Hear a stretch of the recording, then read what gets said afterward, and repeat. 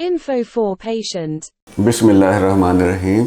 मैं डॉक्टर मनसब अली हूँ, professor of surgery हूँ, एचओडी सर्जरी हूँ डॉक्टर्स हॉस्पिटल में और यूनिवर्सिटी ऑफ लाहौर में। जो आज मेरा टॉपिक है वो बहुत ही ज़्यादा इंटरेस्टिंग है और दुनिया में उसकी बहुत ज़्यादा मकबूलियत और पॉपुलैरिटी बहुत ज़्यादा हो रही है इस हवाले से कि this is a robotic surgery. Robotic surgery ने दुनिया में एक नई बहस और नया को कर दिया है, सर्जरी को बड़ा जदीद कर दिया है, अपग्रेड कर दिया है रोबोटिक सर्जरी ने। रोबोटिक सर्जरी है क्या? बेसिकली रोबोटिक सर्जरी ये है कि एक रोबोट है, एक मशीन है जो नई मशीन है, नया एक बिल्कुल एडवांस किस्म की मशीन है और उसके थ्रू हम ऑपरेशन करते हैं। ये रोबोट है। रोबोट ऐसा कोई बंदा नहीं है जिसने आके सर्जरी कर देनी। रोबोट को सर्जन ने ही सारा चलाना है। Robot basically is a slave, गुलाम है आपका। जिस तरह से आपने करना है उसी तरह से वो सर्जरी उसने करनी है जो आप ही बेसिकली सर्जन ही सर्जरी कर रहा होगा।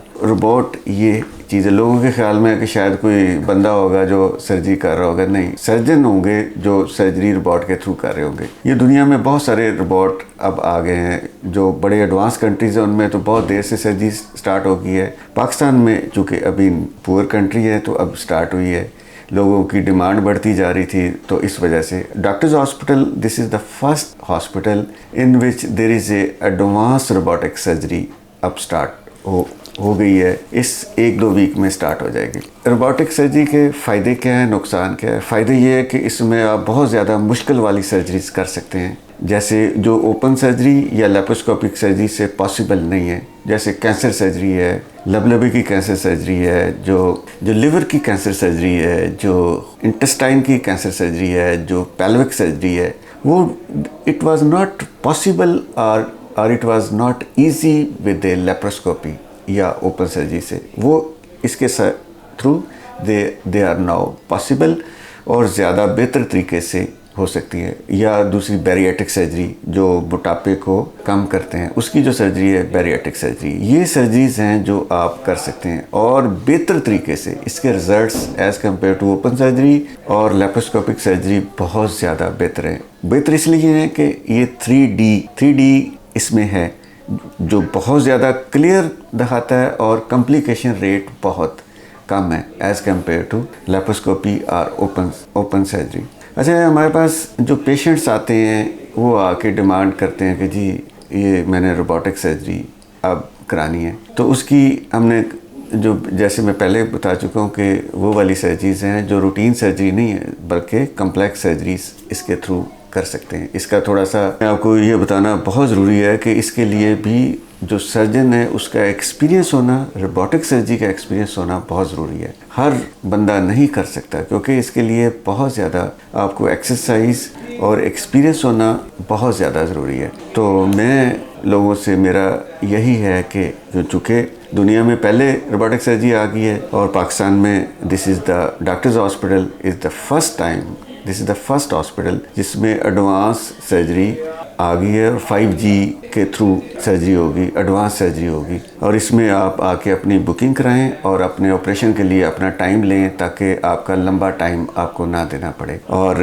इसमें जो रोबोटिक सर्जरी है वो नॉर्मल सर्जरी से बहुत ज़्यादा हटके है, जल्दी रिकवरी है, कॉम्प्लिकेशन कम है। आपको डिफ़िकल्ट ऑपरेशन जो आम बंदे नहीं कर पाते वो रोबोटिक सर्जरी के थ्रू पॉसिबल है। सर, इससे रोबोटिक सर्जरी के ज़रिए जो रवायती सर्जरी है, जो रूटीन की सर्जरी है, वो भी की जा सकती है? जी, इससे वो सारे ऑपरेशन जो हम रूटीन में लेप्रोस्कोप से या ओपन सर्जरी से भी करते हैं वो बेहतर तरीके से किया जा सकते हैं। जैसे अपेंडिक्स का ऑपरेशन है, गॉल ब्लैडर के सर्जरी है, पित्ते में पत्थरियों की सर्जरी है या हर्नियाज के ऑपरेशन है, वो भी इससे किए जा सकते हैं और ज़्यादा बेहतर तरीके से। तो वो पॉसिबल है। आप बिल्कुल ठीक कह रहे हैं। तो सर, आप कैसे इस चीज़ का डिसीजन लेते हैं कि मरीज़ रोबोटिक सर्जरी के लिए फ़िट है?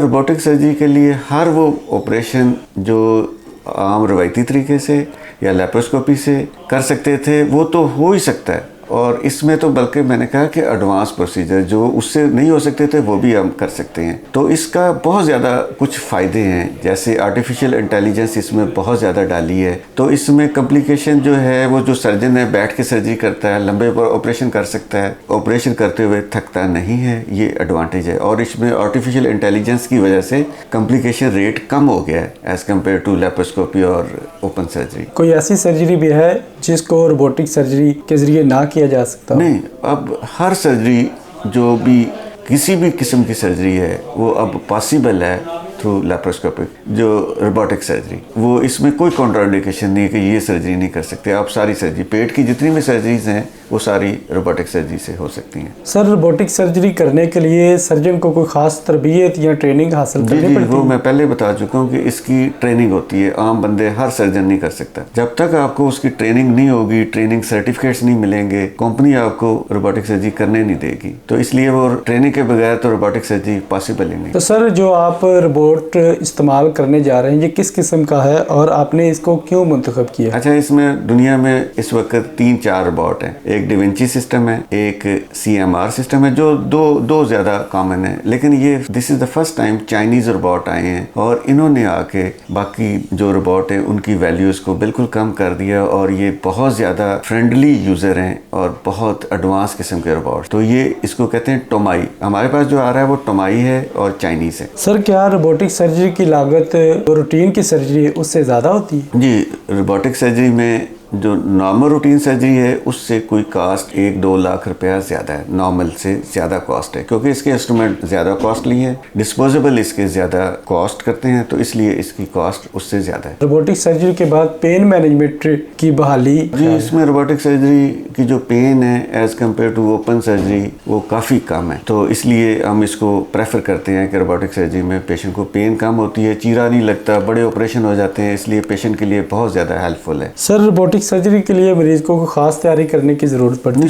सेम तैयारी जैसे ओपन सर्जरी में या लेप्रोस्कोपिक सर्जरी में सेम तैयारी है, सेम प्रेपरेशन है, तो उसमें कोई खास डिफरेंट कोई प्रेपरेशन नहीं है। सर, आप रोबोटिक सर्जरी का मुस्तकबिल कैसा देख रहे हैं? अब तो है ही मुस्तकबिल तो है ही रोबोटिक सर्जरी का। बाकी सर्जरी तो अब दुनिया में कम होगी। अब तो जो भी कोई कॉन्फ्रेंस देख लें इंटरनेशनल, उसमें सारे पेपर्स रोबोटिक सर्जरी पे होते हैं। अब ओपन सर्जरी या लेप्रोस्कोपिक सर्जरी अब खत्म है, कोई फ्यूचर नहीं है। वो कौन सी ऐसी खास चीज़ है जिसकी वजह से आपने रोबोटिक सर्जरी का इंतखाब किया? रोबोटिक सर्जरी देखें दुनिया में अब पॉपुलर है, दुनिया में ज़्यादा एडवांस सर्जरी है, आर्टिफिशियल इंटेलिजेंस बहुत ज़्यादा है, कॉम्प्लिकेशन रेट बहुत कम है, और इसमें सबसे बड़ी बात यह है कि वो ऑपरेशन जो आम सर्जरी से नहीं हो सकते वो पॉसिबल है, लंबे ऑपरेशन, थकते नहीं हैं, तो इस वजह से ये ज़्यादा पॉपुलर है और इसका फ्यूचर है। सर, हमारा हमसाया मुल्क है इंडिया, उसको आप किस पॉइंट ऑफ व्यू से देखते हैं? इंडिया में रोबोटिक सर्जरी बहुत ज़्यादा कॉमन हो गई है। अब इंडिया में बहुत ज़्यादा रोबोट्स हैं, हमारे तो बहुत लेट आए हैं एज़ कम्पेयर टू इंडिया, उन्होंने तो अपना रोबोट बना लिया है, तो इसलिए जो इंडिया है वो हमसे रोबोटिक सर्जरी में आगे है। तो हमें अब तो बहुत ज़्यादा लेट हो गए, अब तो हर एक को स्टार्ट कर देनी चाहिए, स्पेशली जो हमारे बहुत ज़्यादा एडवांस हॉस्पिटल है उनमें होनी चाहिए। तो सर, इसकी क्या वजह कि हम पीछे रह गए इंडिया से? इसकी वजह अब आपको पता ही है, बाकी चीज़ों में पीछे हैं, तो ज़ाहिर है हमारे पास इंस्ट्रूमेंट्स नहीं है, कॉस्ट ज़्यादा है। क्या आप ये समझते हैं कि रोबोटिक सर्जरी से तमाम मरीज इस्तिफादा हासिल कर सकते हैं? जी, मैंने पहले बताया कि सब मरीज़ों के लिए रोबोटिक सर्जरी हो सकती है, कोई ख़ास मरीज़ नहीं है। लेकिन सर, कॉस्ट के हवाले से कुछ मरीज़, ज़ाहिर है वो कॉस्ट है तो शुरू में होगी, लेकिन आहिस्ता आहिस्ता उसकी कॉस्ट भी बैलेंस हो जाएगी। रोबोटिक सर्जरी के मरीजों के लिए आपका क्या पैगाम है? रोबोटिक सर्जरी के मरीजों के लिए मैसेज, मेरा टेक होम मैसेज ये है, फ्यूचर जो है रोबोटिक सर्जरी का है, इसमें प्रिसीजन ज़्यादा है, रिकवरी टाइम बेहतर है, मुश्किल ऑपरेशन हो सकते हैं, बड़े ऑपरेशन हो सकते हैं, तो अब इसके अलावा अब हमारे पास फ्यूचर नहीं है। तो हर जो स्टूडेंट्स आ रहे हैं, मैं तो उनको भी पढ़ाता हूँ और उनकी ट्रेनिंग भी अब दे रहा हूँ। अब हमारे डॉक्टर्स हॉस्पिटल में हम ट्रेनिंग सेंटर भी बना रहे हैं जो इंटरनेशनल लेवल का होगा, ताकि हम बाकी सारे सर्जन्स को रोबोटिक सर्जरी के ऊपर ट्रेनिंग दे के तो हम इनको अपने अपने हॉस्पिटल्स में जाके काम करने का मौका दें, तो ये हमारा एम है। सर, कोई ख़ास सर्जरी करने के लिए रोबोट को कोई ख़ास इनपुट देनी पड़ती है, जिस तरह गाल ब्लेड? हर ऑपरेशन के लिए डिफरेंट इनपुट होती है, हर ऑपरेशन के लिए। और सर, अगर खुदा न खास्ता सर्जन कोई गलत चीरा चीरा या कट लगा? नहीं, वो ऐसी कोई, वो सर्जन अगर गलत लगाता है तो वो गलत है, जो ट्रेंड नहीं होगा तो वो ट्रेंड नहीं होगा, वो गलत, उसमें रोबोट कुछ नहीं करेगा। रोबोट में आर्टिफिशियल इंटेलिजेंस होती है अपनी, वो चीज़ें आपको गाइड करता है कि ये आप कॉम्प्लिकेशन कर रहे हैं। Thank you very much sir.